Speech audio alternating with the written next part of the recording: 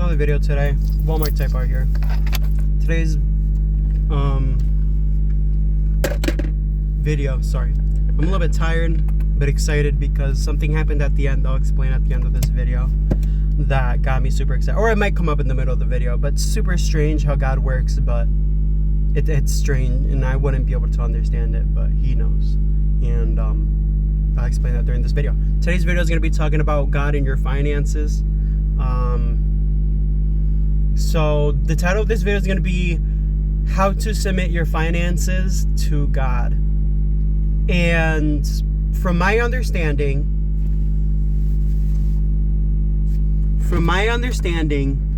this is how you do it. And we're going to start with the parable of the talents, which I'm obviously going to paraphrase because I don't know the whole thing. And I hope you guys can learn something from it. So the parable of the talents is very simple. And people have different ideas of it, whether if it's financial or your faith. And I can see both perspectives of it, but I'll explain that in this video too. So the guy with the 2 talents, so there was a ruler, there was a king, and there was, I think, 3 people. There was a guy that he had given 2 talents to, 4 talents to, and 1 talent to. So in this parable, the guy with the 2 talents came back with 4, and the master was extremely happy, and he said, "Good job, good servant."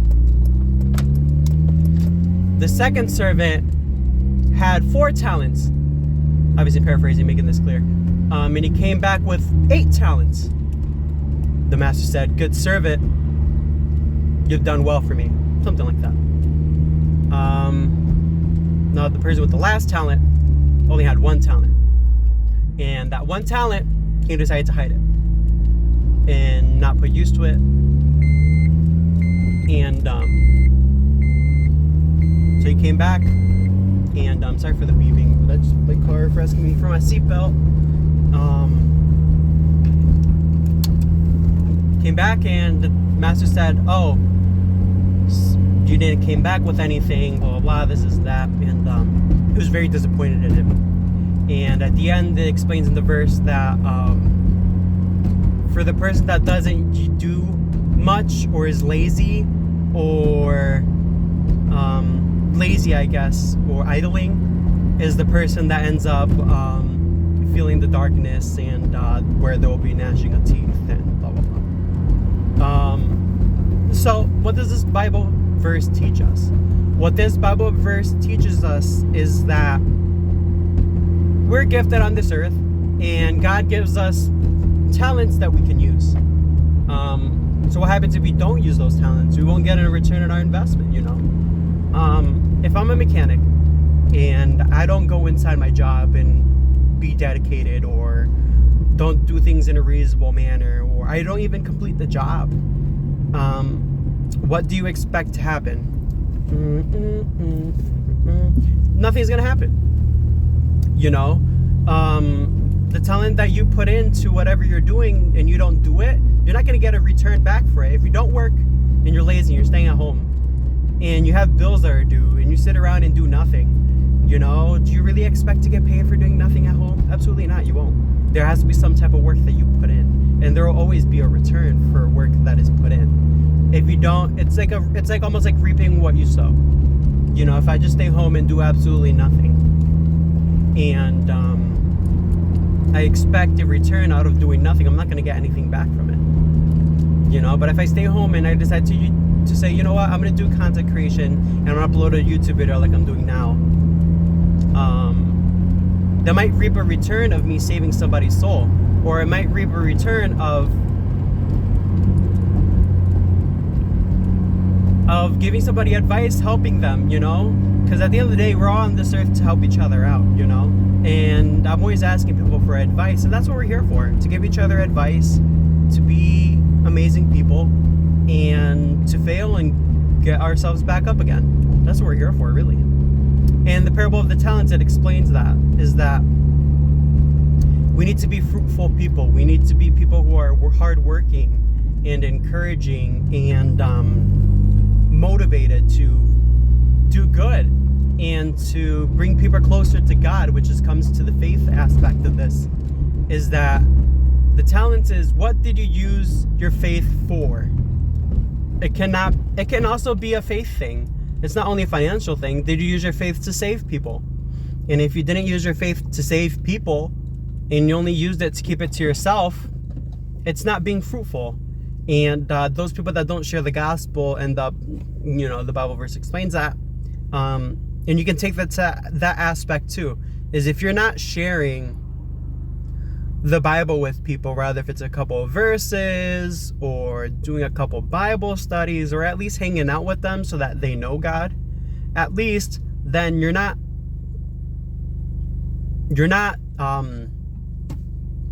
going to heaven, basically. In a way, that's what it's saying.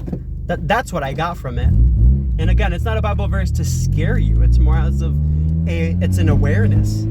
It's an awareness for you to do, okay, I need to use my faith to keep on growing, because you want the kingdom of God to increase, because at the end of the day, which I'm going to lead to the financial situation now, is at the end of the day,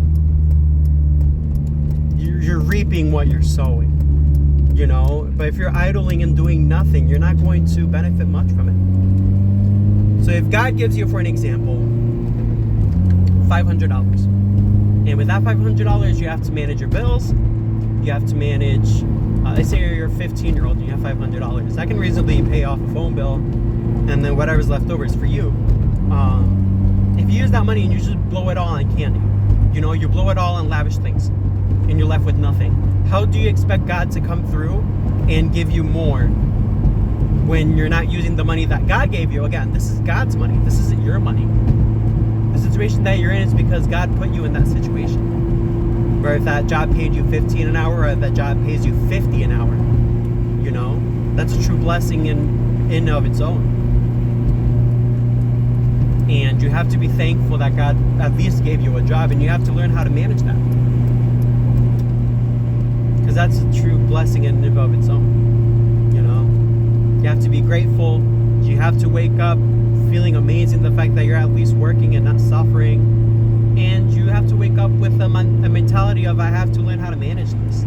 You have to manage your money. You have to start budgeting. So how to submit yourself to God with your finances? Budget your money. Number 2 is managing the money that you get and make it work for you. That's what I got from it, because at the end of the day, the king got a return.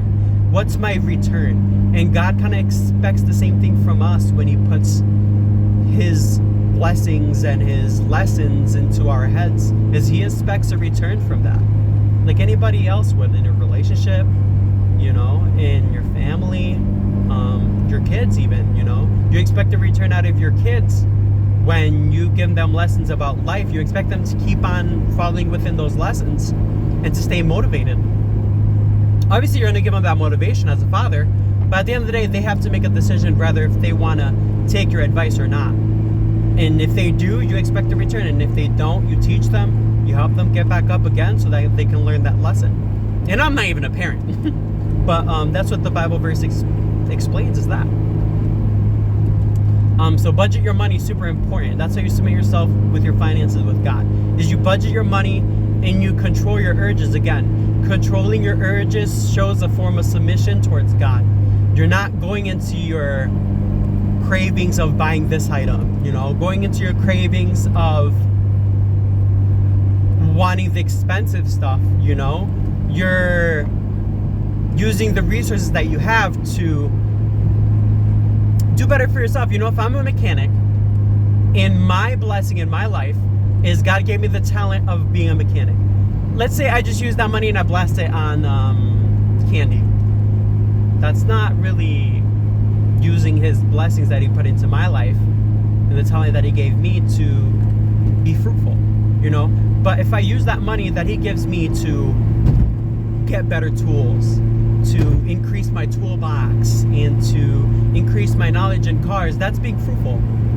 If I'm using the money that he gives me and I save it and I start investing it in small risk assets, not big risk assets where you lose it all, he knows those.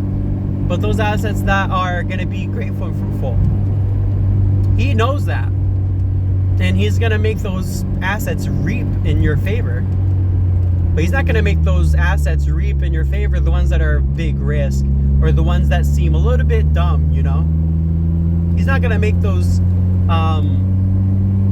be fruitful. And I just want to make that clear, because we might think investing our money in, again, personal experiences again, a Dogecoin or an AMC or a GameStop is going to benefit us, you know? That was just us with the mentality of, we're going to invest in this company and hopefully get rich. And he's like, huh? So you want to look for the definition of yourself getting rich, huh? You want to do that. But that's not what I have for you. My riches aren't going to come from one stock where you just blow up and get rich. You know, your mentality is completely messed up. I want you to get rich in the slow form, in the wise way, in the way where you know it's me, you know? I'm not just a genie in a bottle that's just going to give you what you want. No, you have to work hard for it. You know, you have to show me that you're willing to control the amount of money I'm going to give you. So I'm going to let it go slowly. It's going to start with, which leads me to my point about my job. I'm going to start giving you increments. So it's going to be $1. It's going to be $3. It's going to be $5. It's going to be $10. And then next thing you know, you're making close to probably like $5,000 a month. Or maybe $10,000 a month. And it's slow, you know, it's slow. I'm not going to jump the gun on you super, super quick, because you have to make me know that I can trust you with this. And the fantastic thing about God is that he knows that he can trust you with it when the time is right, when the time is perfect, and when it's due.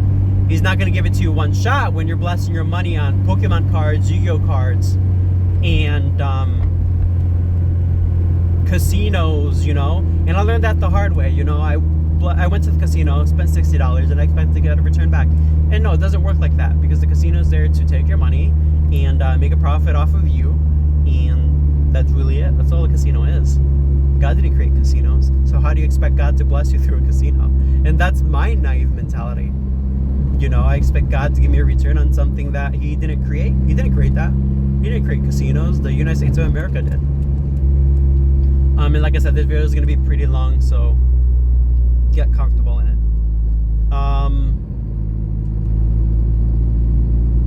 What else was I gonna say? So yes, if you're entrusted with a little, God will give you a little. But if you're entrusted with a little, God will give you a lot. He will give you, quote unquote, a kingdom to rule. But if you're not trusted with little, he won't give you a lot. He will just keep on giving you the same little that you have, and you keep on idling in it. And that's the thing that I didn't understand as a Christian, especially being Spanish, because in our culture, most of us grow up in a poor household, and I'm gonna say that that's probably the majority of people my age. You know, we had parents that grew up were poor, and I didn't quite have an understanding, but my parents were always so constantly worried about money, and that's the thing. I grew up with it, and now I'm trying to absorb the fact of, why were my parents so worried about money for such a long time? And now I'm having the understanding of, okay, it's a mentality thing. That's what it is. If you're anxious and you're worried about money all the time, God wants you to come to him with what you have. He wants to hear your voice as his child. And that's super important, because if we're constantly worried about money, where's the room for God to come in, you know? You're not giving room in your head for God to come through and reassure you and comfort you if you're constantly worried about money all the time when you're waking up and sleeping. But some people might say, but you don't understand the situation that I'm in. You know, I'm in so much debt and stuff like that. God understands that you're in debt for certain things, but he wants you to trust. You know, those failures truly don't make you Juan. They don't make you Jackson. They don't make you John.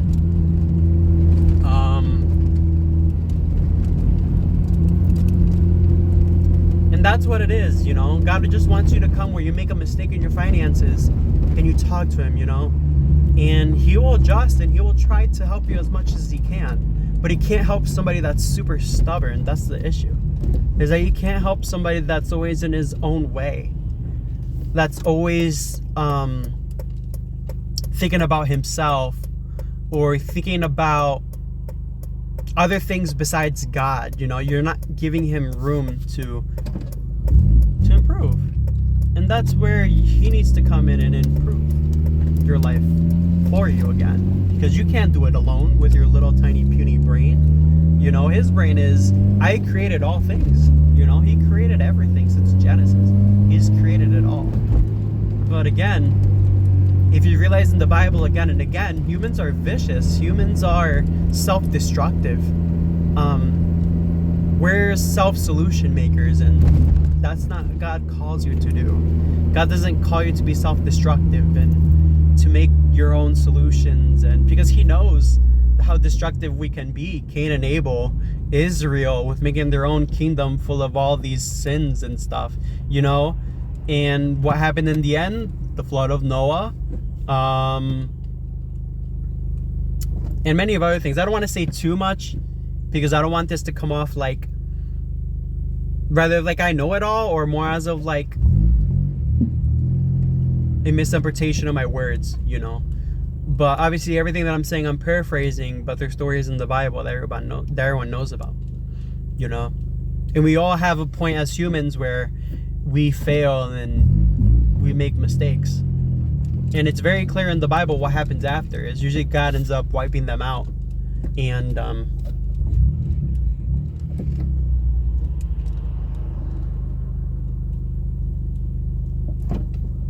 sorry, I'm caught up in the middle of traffic.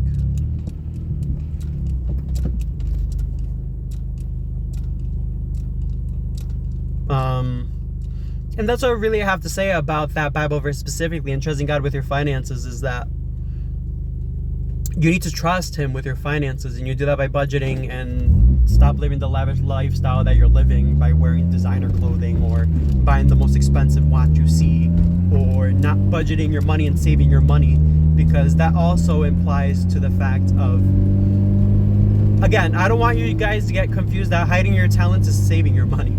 I got confused by that, and that's not what it means at all. Hiding your talents is having what you have and spending it all. That's what hiding your talents is, in my personal opinion. Again, all these are based on my own perspective. That's what you do when you hide your talents, is that you're just not doing anything good with it. You're just indulging in your own lavish ways and not leaving anything for your future self, you know.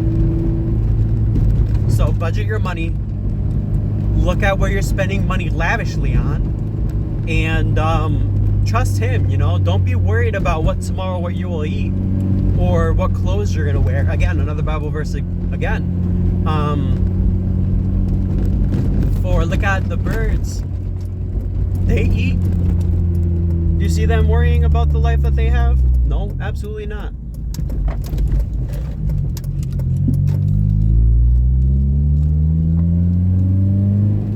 Do you see them worrying about when their next paycheck is going to come? No. They just live their life and they stay peaceful. You know, they're not bothered by anybody. They're not going crazy about when their next paycheck is. They're not doing all that stuff. Because when you worry, again, I want to make this clear, is when you don't leave room for God, that's what happens when you worry. That's what happens when you don't have faith in him with your finances, is you just worry. You need to have faith in him and take whatever you have that you can manage and do well with it. That's what you have to do with your finances. And I'm not perfect in that. My neighbor ain't perfect with that. My brother, my families ain't perfect with that. But we have to make some type of effort to do better, you know. We can't just expect this to happen just like that, you know. And that's where you have to take those small steps in your mindset to say, okay, today I'm not going to spend money on this. Today I'm not going to take my girlfriend out as an example. Or today I might take the money that I would use on fragrances, exposing myself. Or take the money that I would use on Pokemon cards and donate it to charity. That's submitting yourself towards God with your finances, because you're not doing what your flesh wants you to do. The flesh wants you to do something that is using your money that's not helping anybody, you know? And for extra income, bonus one, for extra income, what you can do is use the talent that God gave you and make money off of that. And then you can double that money too. Some people believe, oh, you should help people not for the fact of money. Yes, I definitely agree with that. But the talent that you have also needs to profit from other people so that you can use that towards helping other people, donating to the church, saving money, putting yourself in a better situation in your life. Because God doesn't call you to be, hear me out. God doesn't call you to be rich. God doesn't call you to be poor. I think, I could be wrong with this. Quote me at the bottom again. Paul said, and actually I'm not even going to say the person's name. Somebody in the Bible says, do not make me poor and do not make me rich. Just give me enough so I can live a peaceful life. And I truly believe in that too. Like, I don't necessarily need, I'll be quite honest with you guys. I don't necessarily need $10,000 a month, but I also don't want $2,000 a month. I think a true balance for me, myself, $5,000 a month or $6,000 a month will not make me poor nor rich. It will set me up in a perfect position in my life where I am okay, you know? And the parable of the talents remind me of that. And I'm like, whoa, that makes like a lot of sense, because it's not only the fact of grabbing your paycheck and budgeting your money and just doing that. No, I thought that. But as I follow is that God makes promises to you that you have to remember yourself constantly. You have to remember these constantly. Because if you do forget, you get into the position of worrying, stress, and depression. Because your mind is constantly going into work and you're like,